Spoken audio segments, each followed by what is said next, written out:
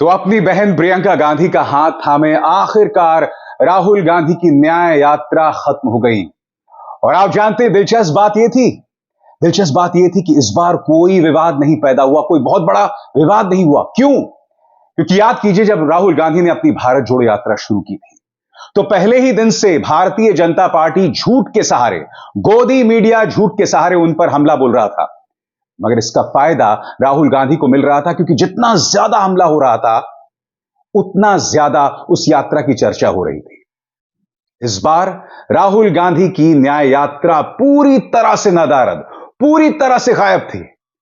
सुनने में बहुत अजीब लगता है दोस्तों कि नेता विपक्ष का सबसे बड़ा नेता 6000 किलोमीटर की यात्रा करता है, मगर मजाल है मीडिया उसकी चर्चा करे।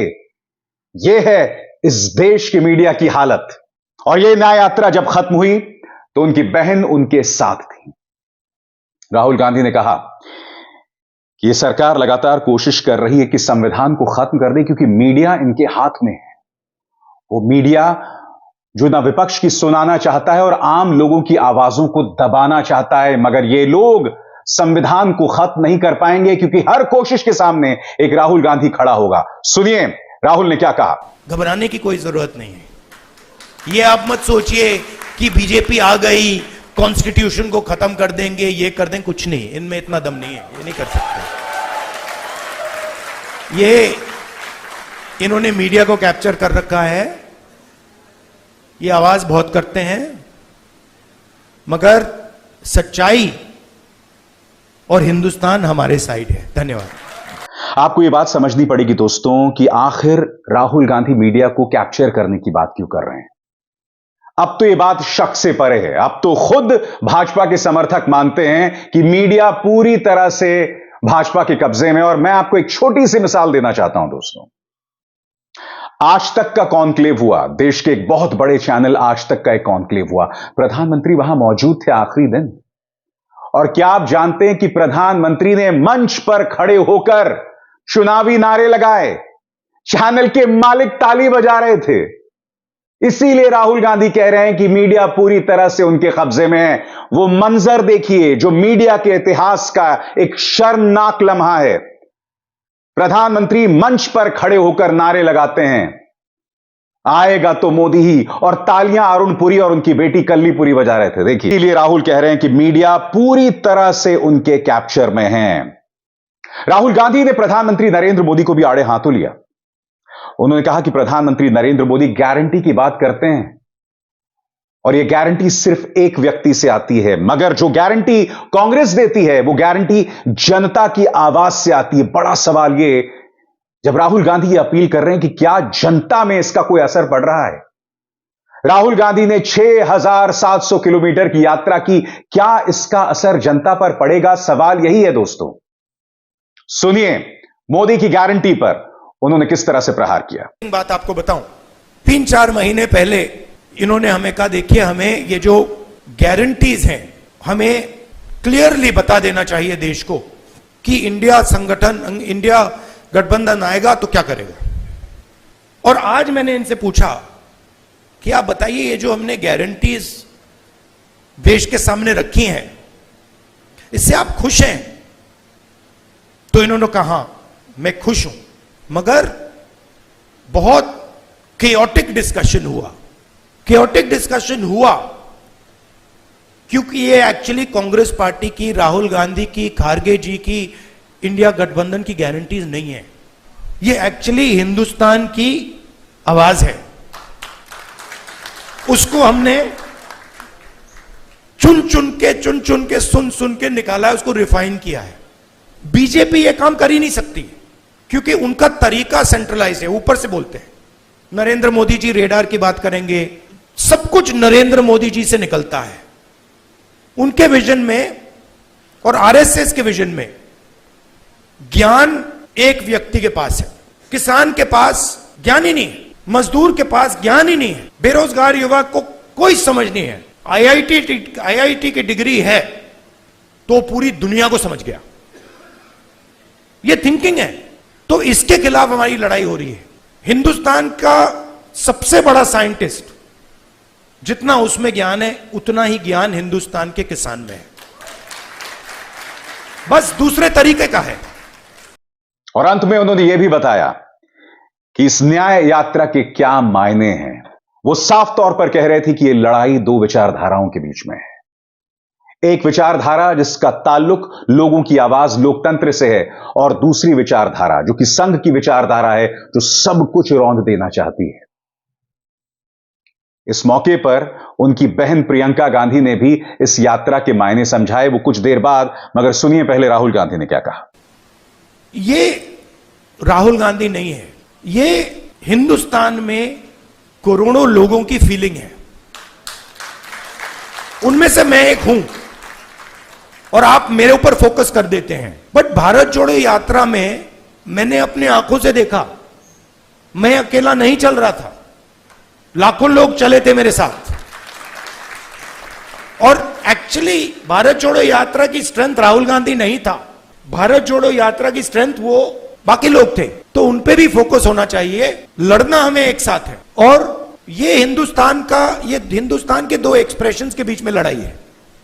ये राहुल गांधी, मोदी, बीजेपी, कांग्रेस के बीच में लड़ाई नहीं है। हिंदुस्तान के नेचर के अंदर दो आत्माएं हैं, और ये उन दोनों आत्माओं के बीच में लड़ाई है। एक आत्मा कहती है कि हिंदुस्तान बीच से चलाया जाएगा, ऊपर से चलाया जाएगा, और सारे लोग ऊपर देख के ऑर्डर लेके इस देश को चलाएंगे। और ये एक सोचने का तरीका है हिंदुस्तान में, बहुत सारे लोग इसको मानते हैं, एक्सेप्ट करते हैं। और एक दूसरा तरीका है कि हिंदुस्तान को डिसेंट्रलाइज तरीके से हिंदुस्तान के सब लोगों को सुनकर चलाया जाएगा, जिसको हम, अगर आप धार्मिक तरीके से बोलना चाहते हैं, शिव की बारात बोल लीजिए, कि सब लोगों को जगह देके निर्णय लिया जाता।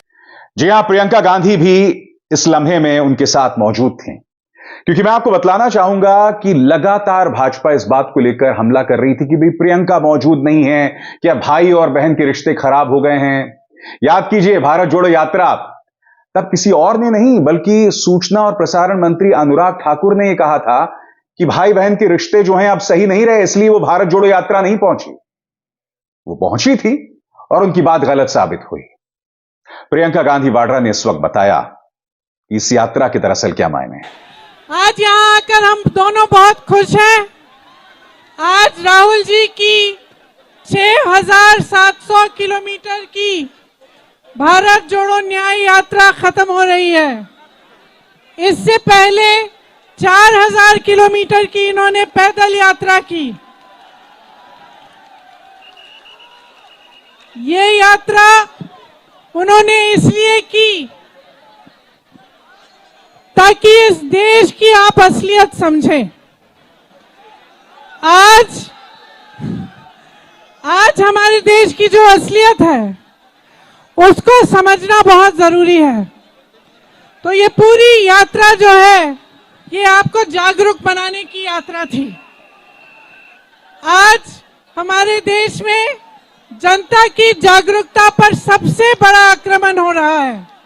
उन्होंने ये भी कहा कि आप दो तस्वीरें देखते हैं, एक तस्वीर जो हकीकत है, जिसका वास्ता आम इंसान का रोज पड़ता है, और दूसरी तस्वीर विज्ञापनों की तस्वीर है, जहां हकीकत को दबाया जाता है, बार बार दबाया जाता है।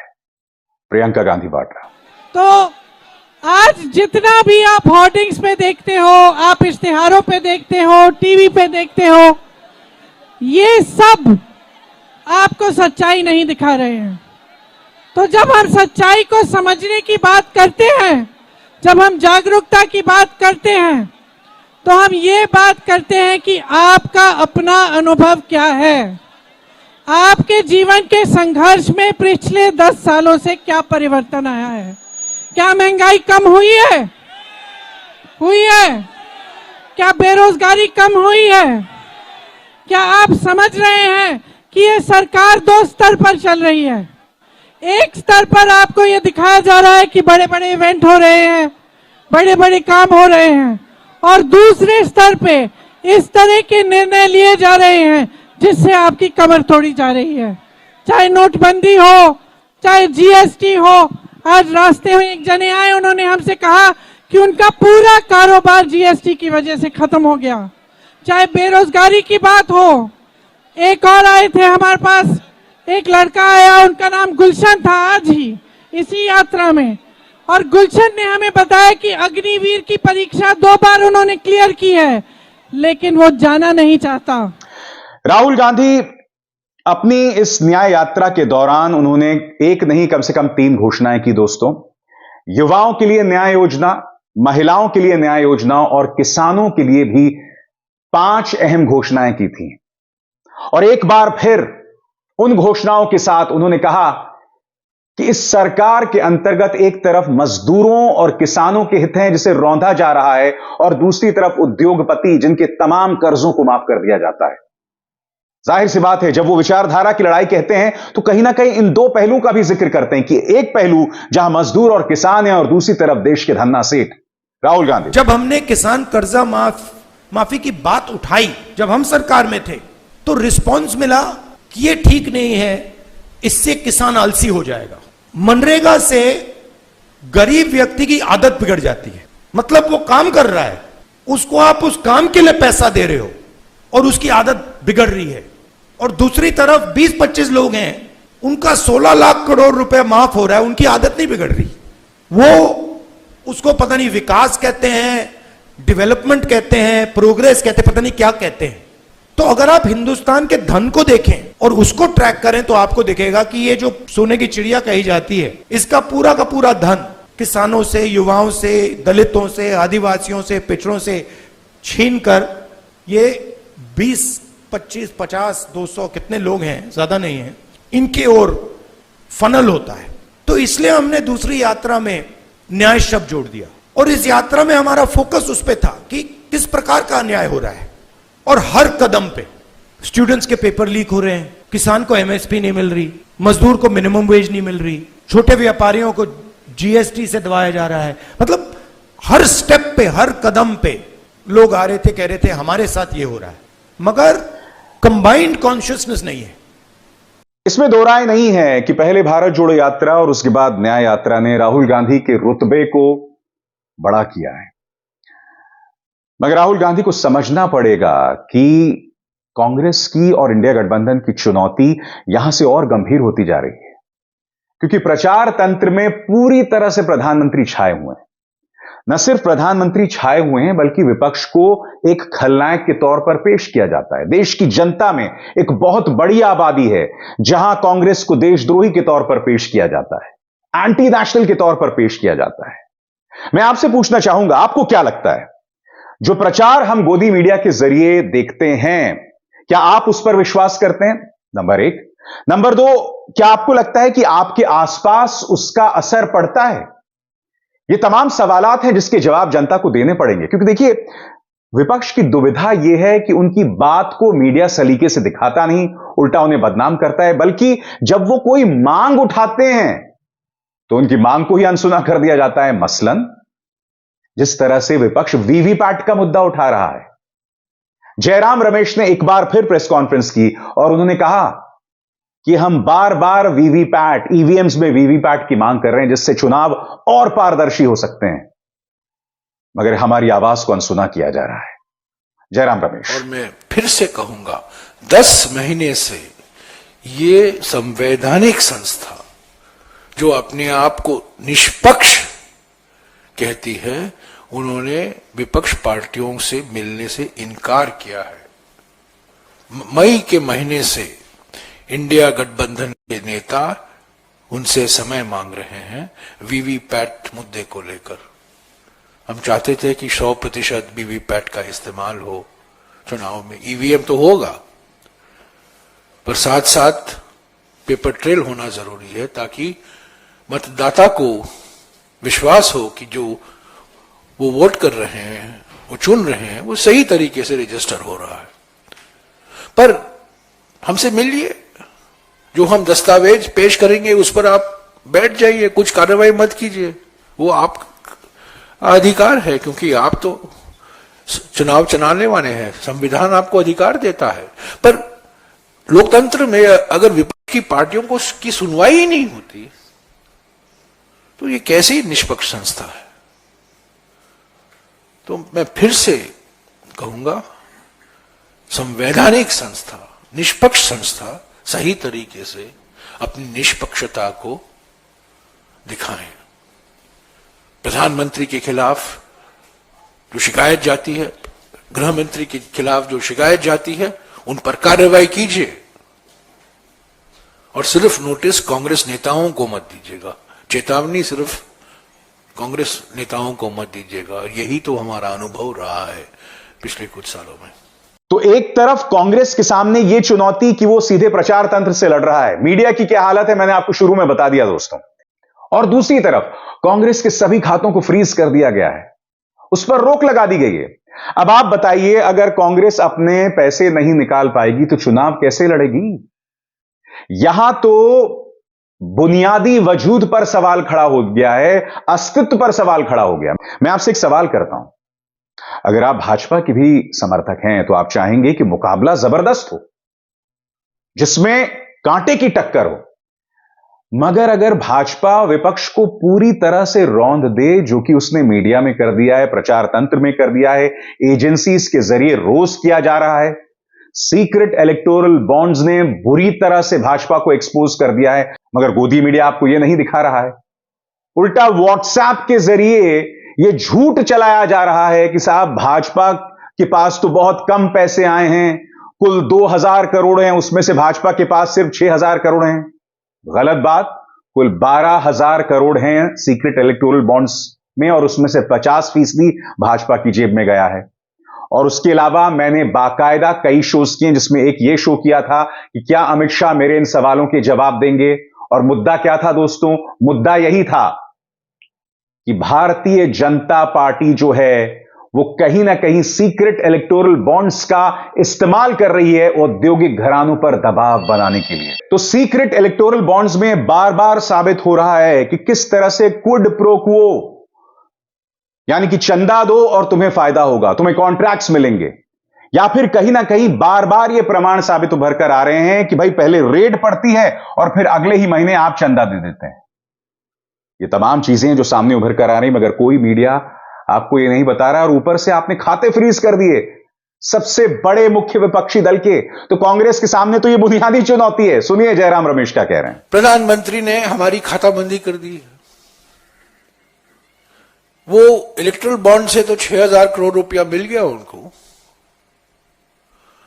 पर जो हमें पैसा मिला था इलेक्ट्रल बॉन्ड से, जो हमारे खाते में है, हमारे खाते को तो उन्होंने ठंडे बक्से में लगा दिया, फ्रीज कर दिया है, और हमें आर्थिक रूप से अपंग करने की कोशिश की जा रही है।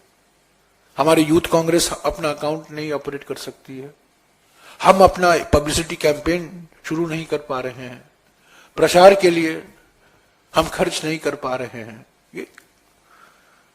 ये खर्च हम दिखाएंगे, ऐसा नहीं है कि ये नहीं हम दिखाएंगे, पर हमारे अकाउंट हम ऑपरेट नहीं कर सकते। हाँ, अगर हमारी खाताबंदी हुई है एक तरफ से, और दूसरी तरफ से आप इलेक्ट्रल बॉन्ड से पैसा लेते जा रहे हो, तो ये क्या है? ये एक तरफ से कर आतंकवाद है ना, ये एक सर्जिकल स्ट्राइक है कांग्रेस पर। तो एक तरफ से इनको खत्म करो, इलेक्ट्रल बॉन्ड्स का सारा पैसा ले लो धमकी देकर, और जो पैसा इनको गया है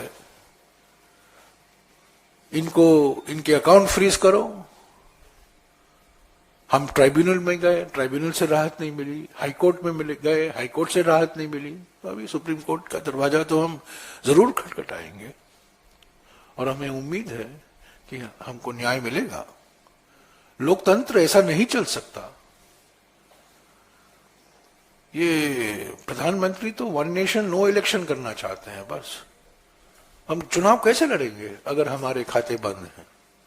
तो कहने का अर्थ साफ है, राहुल गांधी ने बेशक अपनी छवि को दुरुस्त किया हो, मगर उनके सामने कई चुनौतियां हैं। सबसे पहले लड़ाई लड़ने की, आप लड़ाई लड़ भी पाएंगे या नहीं लड़ पाएंगे। दूसरा, सीटों के बंटवारे को लेकर जो तमाम पेचीदगियां हैं उन्हें सुलझाना, चाहे महाराष्ट्र में हो, चाहे आपके बिहार में हो, पश्चिम बंगाल में तो खेला खत्म हो गया। ममता बनर्जी ने कह दिया हम अकेले लड़ेंगे।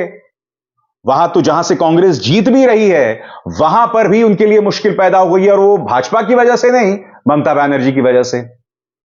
तो कहने का अर्थ बहुत साफ है, कि सामने चुनौतियां ढेरों हैं, न्याय यात्रा खत्म हो गई है और बहुत कम वक्त रह गया है। राहुल और प्रियंका यहां आराम नहीं कर सकते, उन्हें तरीके ढूंढने पड़ेंगे एक टीम के तहत काम करने के लिए, क्योंकि न्याय यात्रा का मकसद सिर्फ एक था और एक चेहरा था, राहुल गांधी। मगर अब उन्हें टीम के तौर पर काम करना पड़ेगा। बिहार और उत्तर प्रदेश जैसे राज्यों में उनके सामने पहले ही गठबंधन का नेता है। बिहार में तेजस्वी और उत्तर प्रदेश में अखिलेश। वहां पर आपका अहम काम नहीं करेगा, आपका अहंकार काम नहीं करेगा, उसे त्यागना पड़ेगा, एक टीम के तौर पर काम करना पड़ेगा। क्या यह कांग्रेस कर पाएगी? अगर इन तमाम चीजों पर कांग्रेस कुछ कर पाएगी तभी लड़ाई कर पाएगी, वरना इस वक्त यह मिशन इम्पॉसिबल है। यह एक ऐसा मुकाबला है जिसे जीतना नामुमकिन है। मगर इतिहास ने बार बार साबित किया है दोस्तों कि चमत्कार होते हैं, और अगर कांग्रेस ये मुकाबला लड़ पाई और कुछ कर पाई तो यह आजाद भारत के इतिहास का सबसे अहम चुनाव साबित होगा। अभिसार शर्मा को दीजिए इजाजत। नमस्कार। स्वतंत्र और आजाद पत्रकारिता का समर्थन कीजिए, सच में मेरा साथी बनिए। बहुत आसान है दोस्तों, इस ज्वाइन बटन को दबाइए और आपके सामने आएंगे ये 3 विकल्प, इनमें से एक चुनिए और सच के इस सफर में मेरा साथी बनिए।